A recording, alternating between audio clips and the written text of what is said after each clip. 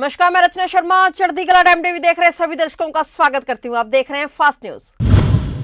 CDS general Vipin Rawat, उनकी पत्नी और ब्रिगेडियर एलएस लीडर का अंतिम संस्कार आज शुक्रवार को दिल्ली में किया जा रहा है। जनरल रावत और उनकी पत्नी के पार्थिव शरीरों को शुक्रवार सुबह आम लोगों के अंतिम दर्शन के लिए उनके 3 कामराज मार्ग स्थित आवास पर रखा गया। गुरुवार को सभी के पार्थिव शरीर दिल्ली लाए गए और प्रधानमंत्री नरेंद्र मोदी और शीर्ष सैन्य अफसरों ने पालम हवाई अड्डे पर पहुंचकर सभी को श्रद्धांजलि दी। रक्षा मंत्री राजनाथ सिंह, राष्ट्रीय सुरक्षा सलाहकार अजीत डोभाल, थल सेना प्रमुख एमएम नरवणे, नौसेना प्रमुख एडमिरल आर हरिकुमार और air chief marshal AVR Chaudhari, रक्षा सचिव अजय कुमार उन लोगों ने शामिल हुए थे और उन्होंने दिवंगतों को श्रद्धांजलि अर्पित की। जनरल रावत की अंतिम यात्रा उनके आवास से बरार स्क्वायर शमशान घाट तक दोपहर को शुरू होगी।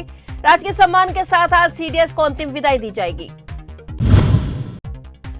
कुन्नूर हेलीकॉप्टर हादसे में आगरा निवासी विंग कमांडर पृथ्वी सिंह चौहान भी शहीद हो गए थे। इसी कड़ी में यूपी के मुख्यमंत्री योगी आदित्यनाथ आज शुक्रवार को शहीद पृथ्वी सिंह चौहान के परिजनों से मुलाकात करने आगरा जाएंगे। जानकारी के मुताबिक सीएम योगी दोपहर 3 बजे दिल्ली से आगरा पहुंचेंगे। सीएम के कार्यक्रम में अचानक बदलाव आने के बाद जिला प्रशासन अलर्ट मोड में आ गया है। पुलिस ने घर के आसपास खड़े वाहनों को हटवाना शुरू कर दिया है। बता दें कि पहले सीएम योगी का दिल्ली जाने का प्रोग्राम था। तमिलनाडु के कुन्नूर में हुए हेलीकॉप्टर क्रैश हादसे में देश के कई काबिल जाबाजों की शहादत हो गई, जिनमें से एक पंचकुला के रहने वाले ब्रिगेडियर लखविंदर सिंह लीडर भी मौजूद थे। वहीं ब्रिगेडियर लखविंदर सिंह लीडर के असामयिक मृत्यु पर उनके पैतृक शहर पंचकुला में शोक की लहर छाई हुई है, जहां हरियाणा के मुख्यमंत्री मनोहर लाल पंचकुला के वीर सपूत ब्रिगेडियर लखविंदर को श्रद्धांजलि देने दिल्ली पहुंचे। उन्होंने शहीद हुए पंचकुला के वीर सपूत ब्रिगेडियर लखविंदर सिंह लीडर को श्रद्धांजलि दी। वहीं अब वह दिवंगत जनरल रावत को भी श्रद्धांजलि देने पहुंचे। राजस्थान के जैसलमेर में भारत पाकिस्तान सीमा से बड़ी खबर आई है। सीमा सुरक्षा बल के साथ यहां बड़ा हादसा हो गया है। बीएसएफ का वाहन पलट गया है। इस हादसे में एक जवान की मौत हो गई है, जबकि 2 जवान गंभीर रूप से घायल हो गए हैं। किशनगढ़ फील्ड फायरिंग रेंज में वाहन पलटा है और यह firing range Bharat Pakistan border पर स्थित है। गाड़ी में 3 जवान सवार थे।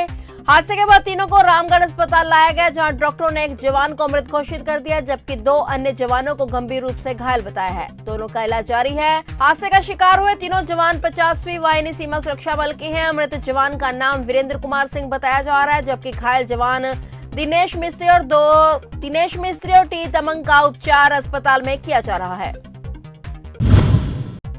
लगभग 4 दशकों से लंबित सरयू नहर राष्ट्रीय परियोजना का उद्घाटन प्रधानमंत्री नरेंद्र मोदी कल 11 दिसंबर को करेंगे। परियोजना में घाघरा, सरयू, राप्ती, बाणगंगा और रोनी नदियों को आपस में जोड़ना भी शामिल है। करीब 9,800 करोड़ रुपए की लागत वाली इस परियोजना से 14 लाख हेक्टेयर से अधिक खेतों की सिंचाई के लिए पानी की उपलब्धता सुनिश्चित होगी और पूर्वी उत्तर प्रदेश के 6,200 से अधिक गांवों के लगभग 29 लाख किसानों को लाभ पहुंचेगा। परियोजना से पूर्वी उत्तर प्रदेश के 9 जिलों बहराइच, श्रावस्ती, बलरामपुर, गोंडा, सिद्धार्थनगर, बस्ती, संत कबीर नगर, गोरखपुर और महाराजगंज को लाभ मिलेगा। करीब 4 दशकों से लंबित परियोजना को मुख्यमंत्री योगी आदित्यनाथ सरकार की पहल पर 4 सालों में पूरा किया गया है। प्रधानमंत्री के राष्ट्रीय महत्व की दीर्घकाल में से लंबित बड़ी परियोजना को प्राथमिकता देने और किसान कल्याण और उनके सशक्तिकरण के विषय में दृष्टिकोण की बदौलत यह परियोजना पूर्ण हुई। किसान अब क्षेत्र की कृषि क्षमता को बढ़ाने में समर्थ होंगे। कृषि कानूनों के खिलाफ सिंगू बॉर्डर पर चल रहे धरने पर बनाए पक्के मकानों को अब किसानों द्वारा तोड़ा जा रहा है। भारतीय किसान यूनियन दोआबा के प्रधान द्वारा ये घर बनाए गए थे। अब इन पक्के मकानों को खाली किया जा रहा है। उन्होंने बताया कि इस घर को बनाने में करीब 3.5 लाख का खर्चा आया था और किसानों का कहना है कि घर में लगाई हुई ईंट वह अपने घर ले जाएंगे और घर ले जाकर अपने गांव में दिखाएंगे कि आखिर किस प्रकार वह इन ईंटों से घर बनाकर बॉर्डर पर रह रहे थे। बता दें कि केंद्र सरकार और किसानों में सहमति बन गई है, जिस पर किसानों ने अब घर जाने का फैसला किया है। तरनतारन जिले के कस्बा गोइंदवाल साहिब में ऐतिहासिक गुरुद्वारा बावड़ी साहिब कॉम्प्लेक्स के पास से रेत के ढेर के अंदर से लापता 6 वर्षीय बच्ची की लाश मिलने के बाद थाना गोइंदवाल साहिब की पुलिस ने इस अंधे कत्ल की गुत्थी को सुलझा लिया है। अपनी ही बेटी को जन्म देने वाली इश्क में अंधी हुई कलयुगी मां ने एक बार फिर ममता को शर्मसार करने की मिसाल पैदा कर दी है। जिक्रयोग है कि बेटी का बेरहमी के साथ कत्ल करने के बाद अपने आशिक और साथियों के साथ मिलकर रेत पे मासूम परवीन कौर को दबाते हुए मौत के घाट उतारा गया था, जिसके अंतर्गत पुलिस ने कातिल मां और मौसी को हिरासत में लेते हुए आगे की जांच शुरू कर दी है। बीती 30 नवंबर की शाम को 6 वर्षीय लड़की परवीन कौर की मां संदीप कौर ने थाना गोइंदवाल साहब में दरखास्त दी थी कि उनकी बच्ची, जो कि गुरुद्वारा बावड़ी साहिब में माथा टेकने गई थी परंतु वापस नहीं लौटी, जिसके बाद पुलिस ने गुमशुदगी की रिपोर्ट दर्ज करते हुए मामला दर्ज कर लिया था। 5 दिसंबर की सुबह को स्थानीय गुरुद्वारा बावड़ी साहिब के कॉम्प्लेक्स नजदीक एक रेत के बड़े ढेर के अंदर से परवीन कौर की लाश मिलने के बाद सनसनी फैल जाती है।